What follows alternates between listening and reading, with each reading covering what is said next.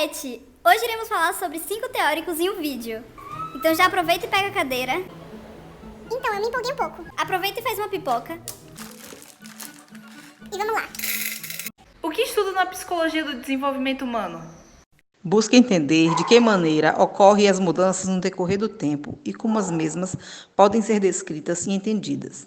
Estuda o desenvolvimento do ser humano em todos os seus aspectos, físico-motor, intelectual, afetivo-emocional e social, desde o nascimento até a idade adulta. O desenvolvimento humano refere-se ao desenvolvimento mental e ao crescimento orgânico. Qual a importância de estudar o desenvolvimento humano? Estudar o desenvolvimento humano significa conhecer as características comuns da faixa etária. Para cada faixa etária, existe alguma forma de perceber, compreender e se comportar diante do mundo. Fatores que influenciam o desenvolvimento humano: hereditariedade, crescimento orgânico, Maturação neurológica e o meio. Aspecto do desenvolvimento, check. A gente vai ter o aspecto físico-motor, aspecto afetivo-emocional, aspecto intelectual e aspecto social. Vamos falar dos teóricos. Erik Erikson, nascido em 15 de julho de 1902 na Alemanha e morreu 12 de maio de 1994. Ele foi conhecido por conta da teoria do desenvolvimento psicossocial dos seres humanos. Em 1933, Eric mudou-se para os Estados Unidos, tornando-se o primeiro psicanalista infantil em Boston. Ele foi o desenvolvedor do termo crise de identidade. Os seus estágios denominam-se como: o primeiro, confianças versus desconfiança; o segundo, autonomia versus dúvida e vergonha; o terceiro, iniciativa versus culpa; o quarto, diligência versus inferioridade; o quinto, identidade e confusão de identidade; e o sexto, intimidade versus isolamento. Henri Vallon nasceu 15 de junho de 1879 em Paris, na França, e morreu 1º de dezembro em 1962 em Paris, na França. O segundo estágio para Vallon seria o sensório-motor projetivo, que vai do 1 aos 3 anos, quando a criança já possui coordenação motora que a impulsiona manipular objetos, período que desenvolve a atividade simbólica e a linguagem. O seu terceiro estágio seria o estágio do personalismo, que vai dos 3 aos 6 anos. Vallon foi um filósofo, médico, psicólogo e político francês.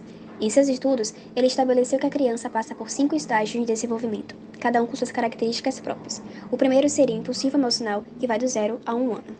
O quinto estágio, puberdade e adolescência, inicia-se aos 11 anos e o jovem procede à exploração de si mesmo, como entidade autônoma, através do processo de autoafirmação, questionamento, apoio a seus pares e em contraposição do mundo adulto. Para Vallon, os elementos como afetividade, movimento, conhecimento e construção do eu como pessoa e espaço físico encontram-se juntos no mesmo plano. Portanto, as atividades pedagógicas dos objetos devem ser trabalhadas de forma diversificada. Levi Vygotsky, esse belíssimo homem. Nascido em 17 de novembro de 1896 em Orsha e morto 11 de junho de 1934 em Moscou. Levi Vygotsky, em 1971, formou-se no curso de Direito. Após isso, focou no desenvolvimento das crianças, centralizando suas pesquisas na compreensão dos processos mentais humanos. Para Vygotsky, o desenvolvimento mental da criança é um processo contínuo de aquisição de controle ativo sobre funções inicialmente passivas. Piaget nasceu na Suíça em 9 de agosto de 1896 e morreu em Genebra em 16 de setembro de 1980. Piaget foi um biólogo, psicólogo e epistemólogo suíço, considerado um dos mais importantes pensadores do século XX. Jean Piaget estudou na Universidade de Neuchâtel e, em 1918, recebeu o título de doutor em ciências. Em 1919, Piaget foi para Paris e ingressou na Sorbonne, onde estudou psicopatologia com George Dumas e psicologia com Henri Péron e Henri Delacroix. E agora a pipa do vovô não sobe mais. Sigmund Freud. Nascido na República Tcheca em 6 de maio de 1856 e morto em Londres em 26 de setembro de 1939. Freud foi um médico neurologista e fundador da psicanálise. As suas teorias foram derivadas da autoobservação e da observação de seus pacientes submetidos. Freud ele explorou as áreas ignoradas pelos psicólogos, como as forças motivadoras do inconsciente, os conflitos entre essas forças e os efeitos desses conflitos sobre o comportamento humano. Principais semelhanças e diferenças entre os teóricos, check! Partilham a ideia de que o sujeito, para conhecer, construir cultura e se constituir uma pessoa, precisa interagir com o objeto e, nessa interação, ambos, sujeito e objeto, acabam por se constituir mutuamente. Compartilham de pressupostos interacionistas. O desenvolvimento, na visão de Vygotsky, acontece de fora para dentro. Em Piaget, o desenvolvimento acontece de dentro para fora. As diferenças entre eles são grandes e não podem ser negligenciadas. Piaget, na relação sujeito-objeto, privilegia o polo do sujeito. Vygotsky dá maior ênfase ao do objeto. E em Vallon, tanto o sujeito quanto o objeto são igualmente considerados. A teoria de Erikson apresenta um desdobramento de Freud.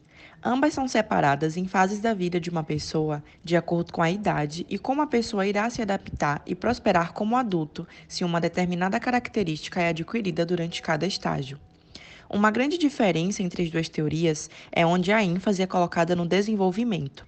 Para Freud, teoria psicossexual é totalmente sobre a biologia de uma pessoa e as necessidades básicas que os dirigem. Erikson, teoria psicossocial, também não acredita que uma pessoa se torna completamente preso em um palco, como Freud acredita. Em vez disso, cada etapa se baseia na seguinte, e qualquer característica é adquirida em cada faixa etária vai continuar no contexto da próxima fase. Piaget está para a inteligência, assim como Freud está para o afetivo. Piaget conclui que a afetividade pode provocar acelerações ou retrocessos no desenvolvimento das estruturas da inteligência, embora não possa produzir nem modificar essas mesmas estruturas. Para Freud, a afetividade ganha uma dimensão mais ampla. Ela, mais do que acelerar ou retroceder estruturas, pode produzir e modificar dimensões subjetivas muito amplas.